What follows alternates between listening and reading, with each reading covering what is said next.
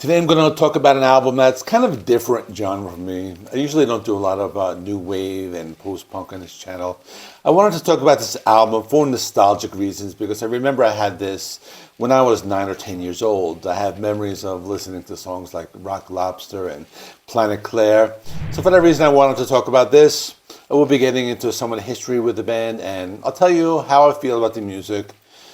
I've also not listened to this album in years, and my tastes have changed, so I will be giving my opinions on the music as someone who listens to mostly rock and metal music, for those of you who know my channel. This album was released on July 6, 1979. It's celebrating 45 years. The album cover is very iconic with a yellow background, and the band features both men and women dressed in, I guess you would call it, a 1960s style with the leisure suits and the beehive hairstyles. The album was very popular. It was driven by the single Rock Lobster. I was surprised to see that song only reached number 56 on the Billboard Hot 100. I thought it was a much bigger single, but I guess it became much more popular over the years. The band consisted of 3 men and 2 women. There were 2 main vocalists. There was Kate Pearson, who has a very distinctive voice. I remember her doing guest vocals with other artists such as Iggy Pop, Ramones, and REM. Then the other vocalist, Fred Schneider, who I always thought had a very weird voice, but he was very distinguishable. Then the band had brother and sister, Ricky and Cindy Wilson, and Keith Strickland on drums. Their sound is hard to describe. It's a cross between new wave and post-punk, but there are lots of other influences in there as well.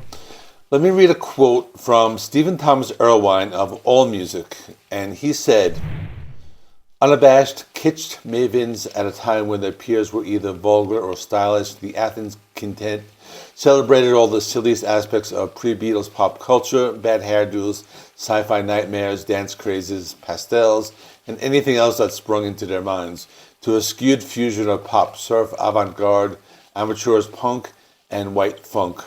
So yeah, they mixed a lot of different genres, which is why they sounded unique, and you can't really put them into one category.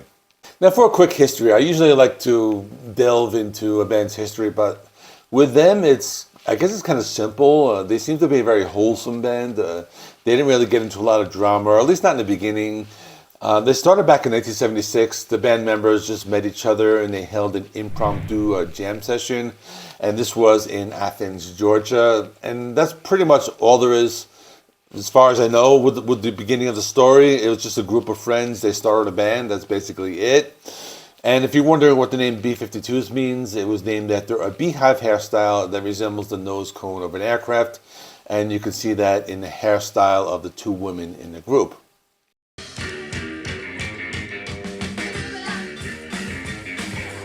Let me talk about some of the singles. The lead single was Rock Lobster. This was probably their most well-known song and has been used in pop culture over the years. There's a scene in Family Guy where Peter Griffin plays the song on the guitar. Everybody had matching towels. Somebody went under a duck. And the song is probably responsible for the success of the band, and it's a weird song. The song was also popular that Rolling Stone placed it at number 147 on their 500 greatest songs of all time.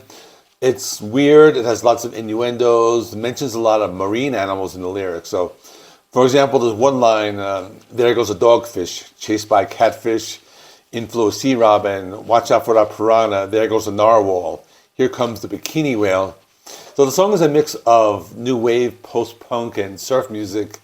And the song also inspired the name of a hockey team from Athens, Georgia called the Rock Lobsters.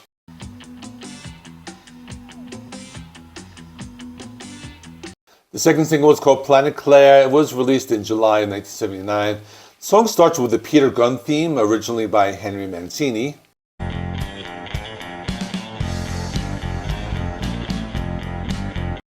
This version was based on the Duane Eddy version. Music critics praised bongos, venture-influenced guitar work, and Morse code blips. The lyrics describe a woman named Claire who comes from a fictional planet called Planet Claire. The lyrics describe trees that were red and no one ever dies there. Supposedly, Kate Pearson didn't like how her vocals were mixed. She felt they sounded like a synthesizer as opposed to sounding like her natural voice. Fred Schneider also provides vocals, but he does more in a deadpan fashion. Song also uses synthesizers and a Farfisa organ, and it makes it sound like a sci-fi or spy movie theme.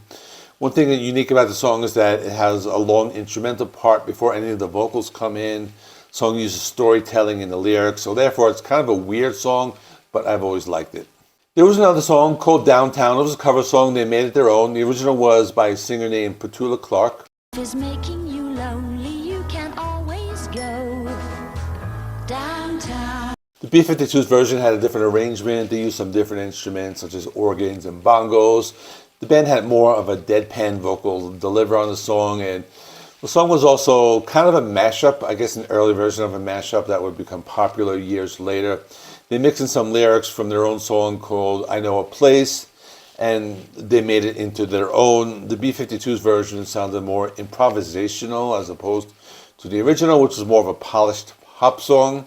In general, it was a very quirky cover version of a pop song. Now I'll give you my opinion on the songs. You have to listen to them again after all these years. The opening track, Planet Claire, and I noticed the opening guitar riff was very recognizable because it was the Peter Gunn theme, as I talked about before, and I've heard it used in different places, video games and such. I found it strange they were using these computerized sounds. I guess it was an early version of electronic music, but if you've seen the music video, you see Fred Schneider holding up this thing, this little handheld thing.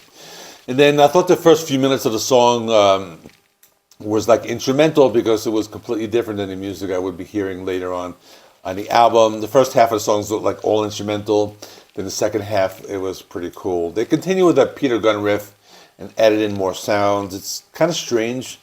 You don't hear any of the female vocals in the song, and I kind of thought I would have those because it's called Planet Claire and all that, but no, they don't. You don't hear that.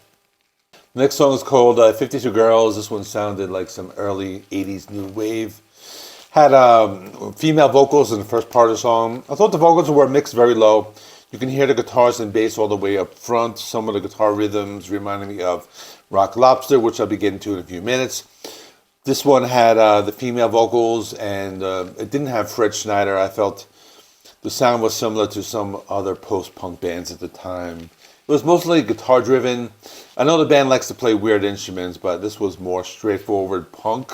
They had some electronic sounds in the last few seconds of the song, though. Then there was a song, Dance This Mess Around. This one reminded me of some psychedelic rock of the 60s, something like The Doors, but with female vocals. It was a strange song.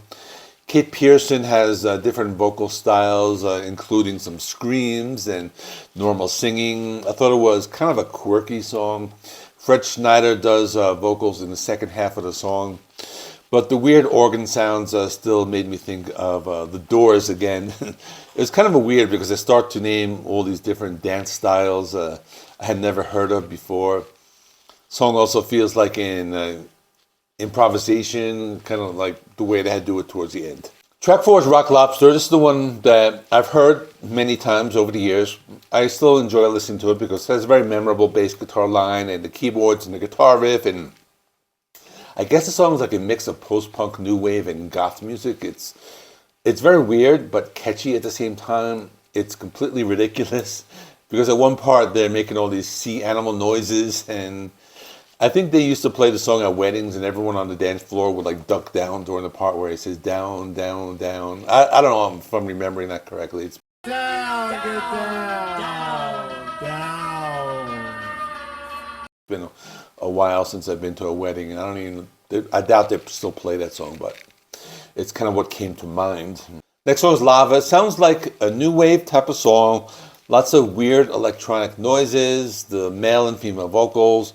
It appears they're using a metaphor of lava and a volcano for a passionate love affair. I don't really remember the song that much. It's probably one of the less known tracks on the album. I felt it doesn't really go anywhere. Some of the lyrics are kind of weird, but that's what you would expect with this album. The next song is called There's a Moon in the Sky Called a Moon. It's a weird song and something to think about. With so many moons in the universe, they all have names, but ours is just called Moon. I guess there's a reason, because it's the first one. But as for the song, it was a bouncy song with some weird lyrics and strange new wave guitar riffs. This one also had male and female vocals. I like the psychedelic keyboards on this one.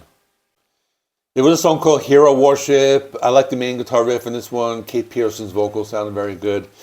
And I think a lot of their next albums would have this type of sound. It was like a bouncy rock and roll song with some weirdness mixed into it. The lyrics were also kind of strange. I'm not even going to attempt to interpret them. It's just kind of weird and strange, but it has female vocals on it. There's a song called 6060842. It's a bouncy post-punk type of song. This was back in the day when bands could name a song after a phone number. According to Cindy Wilson in the song, a woman named Tina finds a number 6060842 written on the bathroom wall with the words, "If you'd like a very nice time, give this number a call." She goes to a payphone to place a call on the number, but it never goes through. Frustrated, at the end of the day, she calls the operator and finds out the number has been disconnected.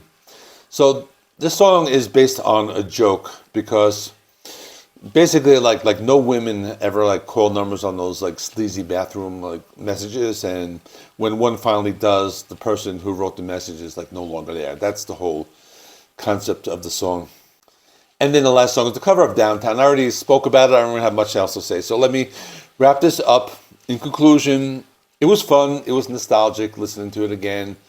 I liked it better than The Knack or Get the Knack by the Knack, which I reviewed recently, and that came out a few weeks before this one. And if you want to watch the video on The Knack, I'm going to stick that one right there.